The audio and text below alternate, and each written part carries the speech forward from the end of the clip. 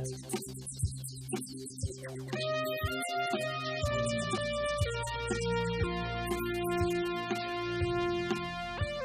and welcome to Citizens Forum. This is being filmed on Tuesday, May the 26th in the Memorial Arena in Victoria. I'd like to start by thanking our volunteer crew and the Shaw staff that makes it happen. In the first segment, we're going to be talking about sewage treatment, and our guest is Bryan Gilbert. Bryan, you are with something that's been here for a long time now called the RITE plan, R-I-T-E, but I don't know what it means. Okay. R-I.T.E. It stands for Respectful Dialogue, which we've been really lacking in the CRD sewage project for the last umpteen years. It's changing. I for innovation. We're looking to use innovation to actually do sewage treatment. T is for taxpayer friendly. We want to save a ton of money. This project is way too expensive the way it was. And E is for environment, because we want to benefit the environment, not just the ocean, but the land and the air as well. So respectful, innovative, taxpayer-friendly, that benefits the environment. R-I-T-E. Well, that sounds like what I hope for from any sewage treatment system that we build. So are we, at this point in time, because today is May 26th, yes, this weekend, Saturday and Sunday, the east side, which represents Victoria, Saanich, and Oak Bay, and is chaired by Lisa Helps, and you can find out who's on it. Several 9 or 10 city councillors. 4 from Victoria, 5 from Saanich, and 1 from Oak Bay. Okay, and we're in the middle of a process. Mm-hmm. Can you talk a bit about the process? And can we hope that after what we've been through, the process will get us where we want to go?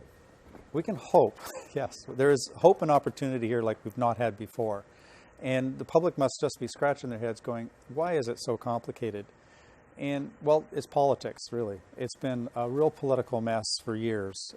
Gradually, where the old plan has been dying a hard death, and we're still not sure it's completely killed. Can we just say, where did that old plan, which was going to cost us about $1 billion for, I think, can I say zero environmental benefit? Yeah, pretty darn close. Okay. Where did that plan 2 or come 3 from? billion is actually the more realistic number. If you look at the full lifetime cost. Yeah. I was thinking about lifetime cost for a second. When you buy a printer, you pay the money up front for the printer, but then every month you use more toner cartridge, you have to replace those. Yeah. So what's the real cost of the printer? You have to think about it for the whole lifetime. Right. That's what the problem was. They were saying $782 million. That was the ticker price. But the operating costs, the debt costs added up to $2 to $3 billion. Is there hope for something better? This is the time where we can actually get it. And what we're looking to get is a system that really does truly benefit the environment. So for a minute, what is in sewage that we should be worried about? There's the brown stuff, of course, okay, and the yellow stuff. But there's a lot more in sewage nowadays. There's stuff that comes out of hospitals.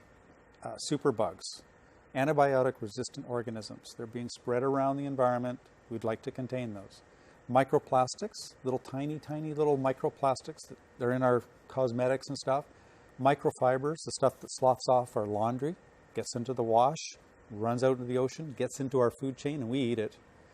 Leachate from the Heartland landfill. These are real endocrine disruptors, pharmaceuticals, All the stuff all we that throw stuff. down the sink. All the stuff we throw down the sink. That is going out into the ocean. So, sorry about that. So we really do want to make sure we take it out of the ocean. That's a good thing to do. But we don't want to just take it and put it on land. No. And we don't want to burn it No. and put it in the air. No. So we need to think in terms of the whole solution from front to end, that it benefits the environment.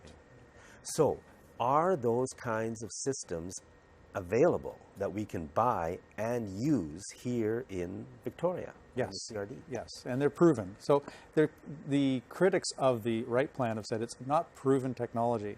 Well, it is. It's been around for a decade. It's leading edge. It's not bleeding edge. Leading edge is fine. Where is it being used? Oh, throughout Europe. Europe is going straight to, so tertiary treatment is the first part of it, the water side of it. Really getting the water clean enough that we can reuse it for irrigation, washing.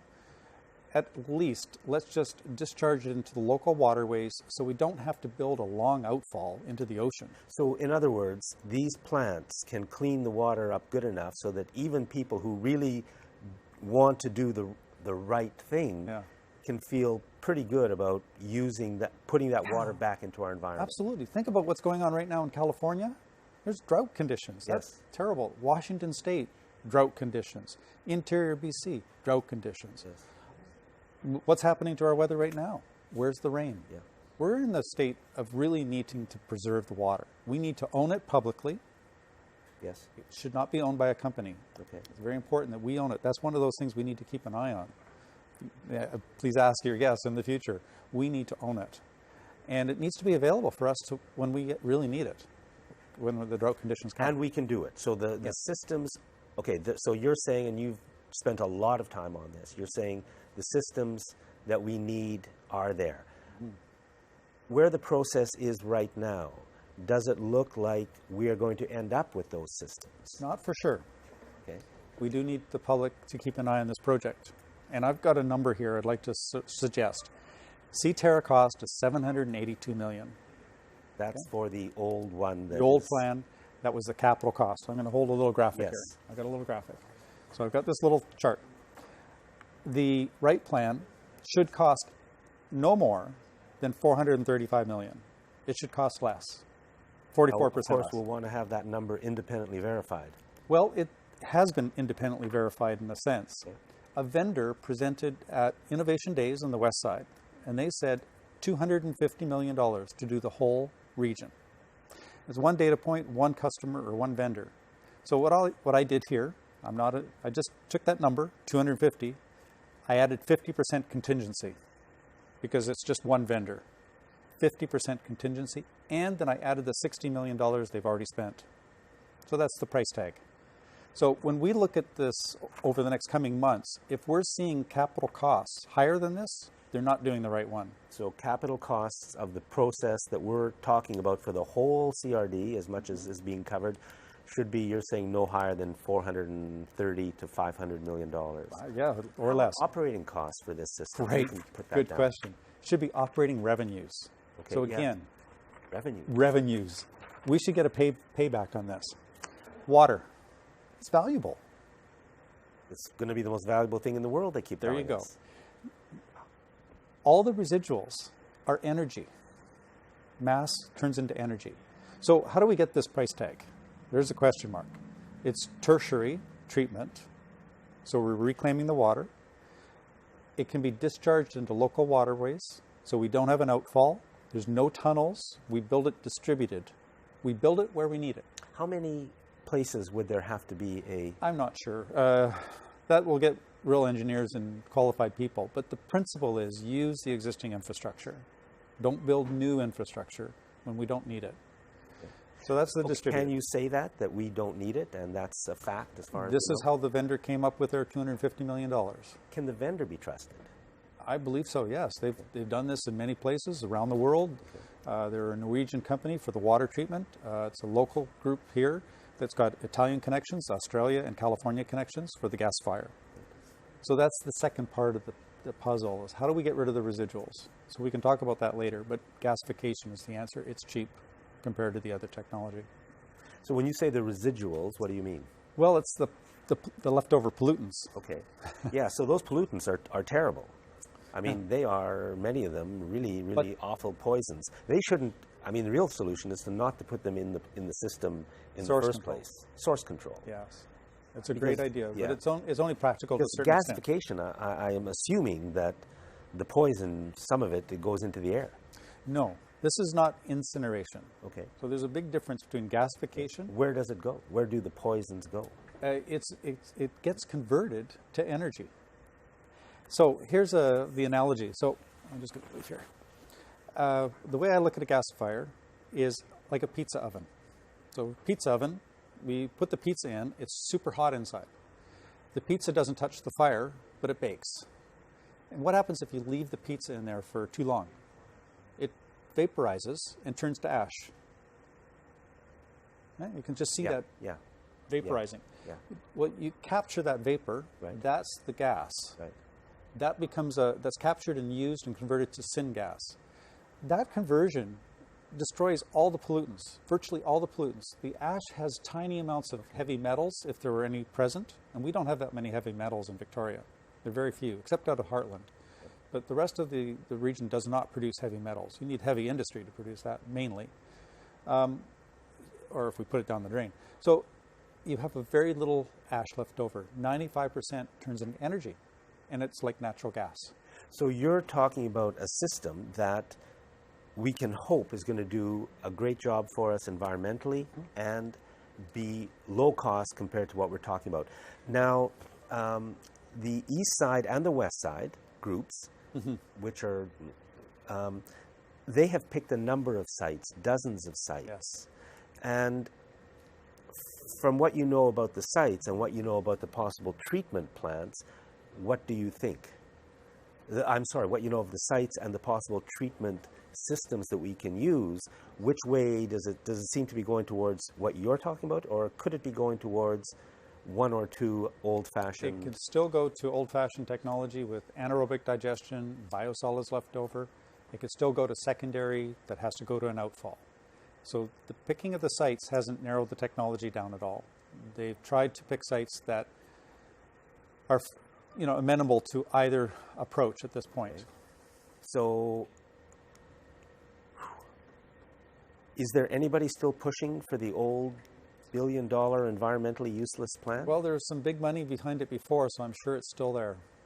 So I don't know who it is or what it is, but we've seen the forces. They've been very strong, hard, loud, and they had control, but they don't have as much control anymore.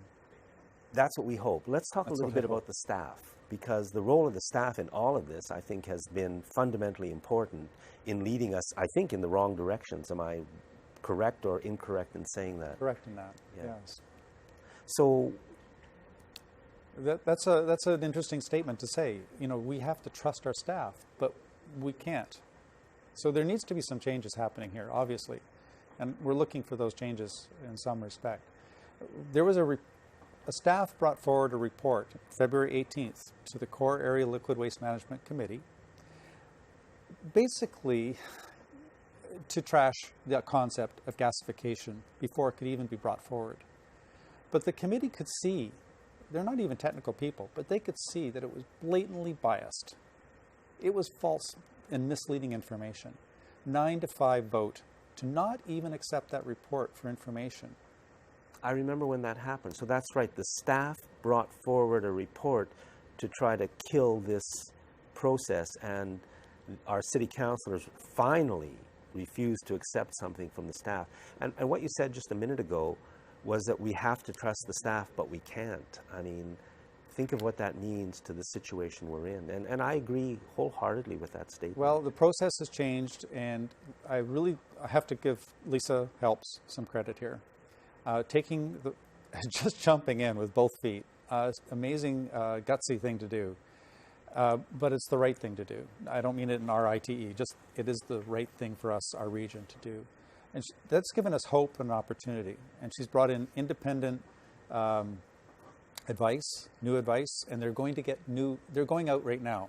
They put out the terms of reference to get new staff, basically, new independent technical experts. And they're also bringing in another fairness advisor, ombudsman, which should also be another person to keep an eye on the process from the side.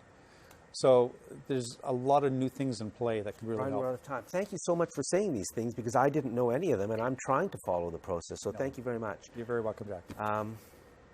Fundamentally important issue, sewage treatment. Thank you for watching this segment of Citizens Forum.